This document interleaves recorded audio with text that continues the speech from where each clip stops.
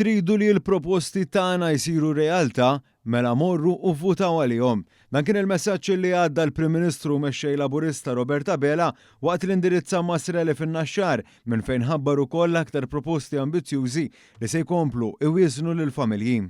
Għall-familji bidħul baxx u medju stennew żieda oħra fi Children's Allowance.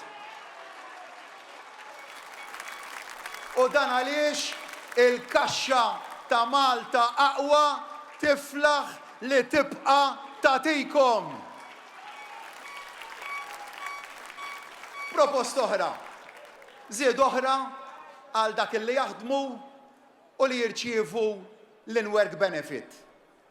Għax dawn il-ħaddiema ta' dan il-pajjiż li tant nammirhom li jaħdmu ta' kuljum biex jitejbu l-qagħda tagħhom u ta' awliedhom. Dawn it-ħabbiriet jingħaqdu ma' dak li diġà tħabbar mill-Partit Laburista fl-ewwel ġimgħa ta' din il-kampanja elettorali, b'mod partikolari dawk favur il-ħaddiema u ż-żgħażagħ. Id-dritt ta' ħaddiem illi jitlob ir-remote working u prattiċi aktar flessibbli ta' xogħol. Ħabbarna wkoll magħhom flimkien ma' dal-miżuri għajnuna lil kull min ħaddem illi jagħżel illi jagħti dan id-dritt tar-remote working.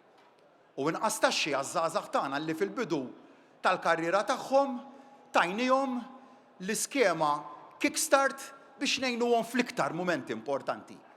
U smajnikom ukoll self bla imax fuq l-ewwel dar ta' 25% tal-valur ta' dik id-dar. Dr. Abela semma wkoll proposti oħra illi diġà tħabbru u li huma xhieda ta' kif il-manifest elettorali Int Malta se jkun miegħek f'kull pass ta' ħajtek. U għax nafu kemm il-pensjoni hija importanti għalikom l-anzjani, ħabbarna pensjoni ola, żieda ta' 50 euro fil-ġimgħa.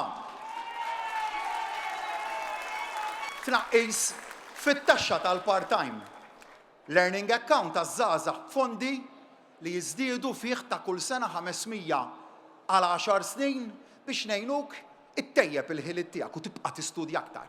Il-Prim Ministru Robert Abela sostna kif dawn il-proposti qegħdin jitħabbru sforzi tmexxija fiskali għaqlija ta' Gvern Laburista li